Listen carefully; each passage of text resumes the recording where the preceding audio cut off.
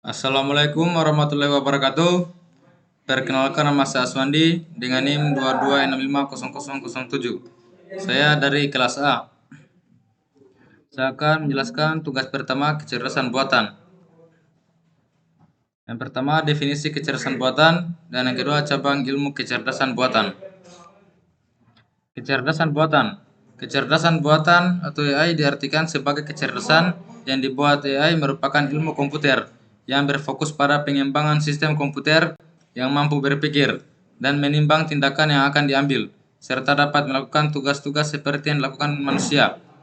Menurut A. Simon, kecerdasan buatan atau AI merupakan kawasan penelitian, aplikasi, dan instruksi yang terkait dengan pemrograman komputer untuk melakukan sesuatu hal yang dalam pandangan manusia adalah cerdas.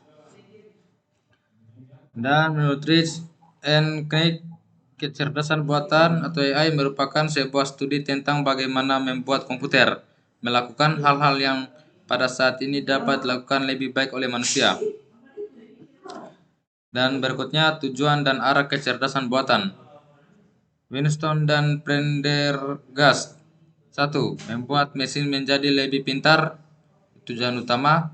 2. Memahami apa itu kecerdasan. Tujuan ilmiah. Dan 3. Membuat mesin lebih bermanfaat. Tujuan entrepreneurial. Pengembangan metode dan sistem untuk menyelesaikan masalah AI dengan mengikuti cara manusia menyelesaikannya, itu sistem pakar. Mengembangkan metode dan sistem untuk menyelesaikan masalah AI untuk melalui pemodelan cara berpikirnya manusia atau cara bekerjanya otak manusia, neural network. AI terdiri dari 4 bagian-bagian. Yang pertama, berpikir seperti manusia. Diperlukan suatu cara untuk mengetahui bagaimana manusia berpikir. Diperlukan pemahaman tentang bagaimana pikiran manusia bekerja. Yang kedua, berpikir rasional. Rasional yaitu cara berpikir secara logika.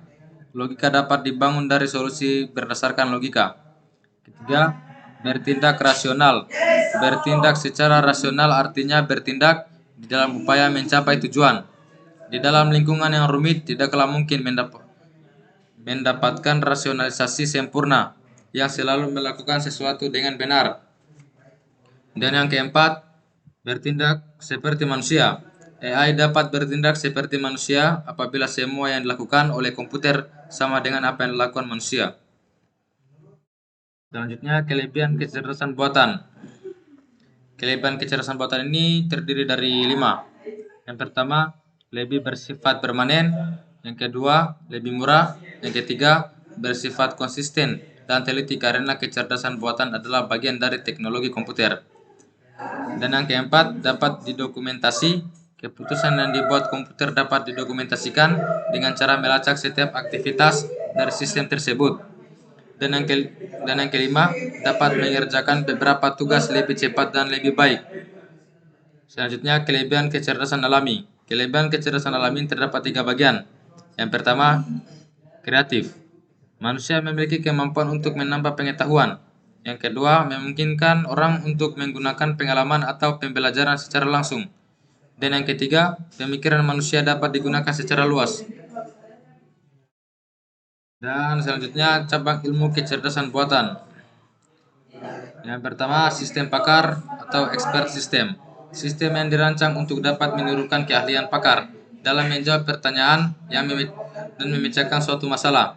Contohnya, sistem pakar untuk mendiagnosis penyakit mata. Yang kedua, pengolahan bahasa alami atau natural language processing.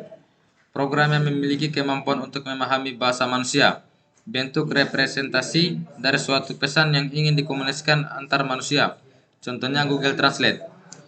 Dan yang ketiga, pengenal ucapan atau speech recognition.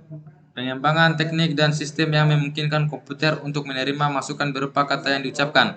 Contohnya alat bantu dengar. Keempat, robotika dan sistem sensor atau robotic and sensory system.